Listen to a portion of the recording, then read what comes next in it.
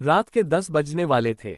Monsoon की पहली बारिश ने शहर की हर गली को जलमग्न कर दिया था।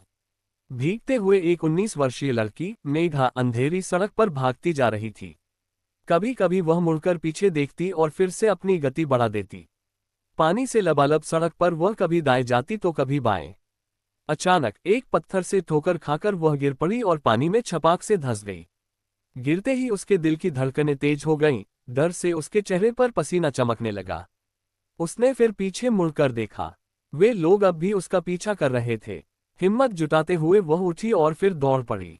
कुछ ही दूरी पर उसे सड़क के बाईं ओर हल्की रोशनी दिखाई दी। वहां कुछ दुकानें थीं, एक चाय की टपरी, एक ढाबा और छोटे मोटे स्नैक्स की दुकानें।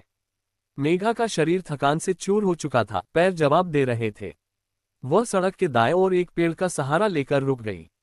वह रही, चलो जल्दी। पीछे से आती आवाज सुन उसने आंखें बंद कर लीं और भगवान को याद कर दौड़ पड़ी। सीधी जाकर वह चाय की टपरी पर पहुंची और वहां बैठे एक युवक से कृपया मदद करें कहकर बेहोश होकर गिर पड़ी। उसके गिरते ही युवक के हाथ से चाय का प्याला छूट गया और टूट गया। क्या हुआ? युवक आर्यन ने मुड़कर देखा। सड़क के उस पार दो लड़के खड़े थे जो अब भागते हुए दिखाई दिए। आर्यन तुरंत उठकर उनके पीछे गया, लेकिन वे जल्दी ही अंधेरे में गुम हो गए।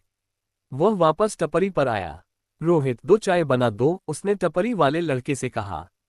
जी भैया, अभी लाया, रोहित ने चाय बनाने के लिए पानी चढ़ाते हुए कहा। आर्यन ने मेघा को देखा, जो अब भी सहमी हुई थी। आप ठीक हैं? उसने पास की कुर्सी पर बैठते हुए पूछा। जी, मेघा ने हल्के से जवाब दिया। कौन थे ये लोग? क्या आप इन्हें जानती हैं? नहीं, मैं नहीं जानती। आज ऑफिस में जरूरी मीटिंग थी और कुछ काम बाकी था। निपटाते निपटाते देर हो गई। जब बाहर निकली तो बारिश हो रही थी।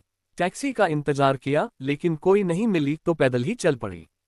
ये लोग एक गाड़ी में बैठे थे और मुझे अकेला देख पीछा करने लगे। डरकर मैं भागी और यहां तक पहुंच गई, मेघा ने कहा। भैया, आपकी चाय, रोहित ने 2 कुल्हड़ आगे बढ़ाए। आर्यन ने एक कुल्हड़ मेघा को दिया और कहा, लीजिए, चाय पीजिए।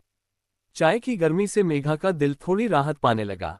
अब सब ठीक है, डरने की जरूरत नहीं, ये बस एक बुरा अनुभव था, आर्यन ने समझाते हुए कहा। धन्यवाद, मेघा ने हल्के से मुस्कुराते हुए कहा। मेरा नाम आर्यन है, मैं प्रोफेसर हूँ। चाहे तो मैं आपको घर तक छोड़ सकता हूँ। यह मेरा आईडी कार्ड है। नहीं, उसकी जरूरत नहीं, मेरा घर यहीं पास में है, पहले मोड़ के पास, मेघा ने कहा। ठीक है, ये कोट पहन लीजिए, कहते हुए आर्यन ने अपना कोट उसे दिया। वह अंदर जाकर रोहित को चाय के पैसे और एक चॉकलेट देकर लौट आया। भैया, आप हमेशा चॉकलेट देकर जाते हो, रोहित मुस्कुराया। खुशी बांटने से बढ़ती है, कहते हुए आर्यन हंस दिया। बाइक स्टार्ट करते हुए आर्यन ने कहा, आइए, मैं आपको छोड़ देता हूँ। मेघा बाइक पर बैठ गई। बारिश में बाइक सड़क पर दौड़ पड़ी। कुछ देर की खामोशी के बाद मेघा ने पूछा, आप किस विषय के प्रोफेसर हैं? इतिहास पढ़ाता हूँ और हिंदी साहित्य का प्रेमी हूँ। अच्छा, मुझे भी साहित्य से लगाव है। मेघा मुस्कुराए। पहले मोड़ पर बाइक रुक गई। धन्यवाद आर्यन, ये रात मैं कभी नहीं भूलूंगी।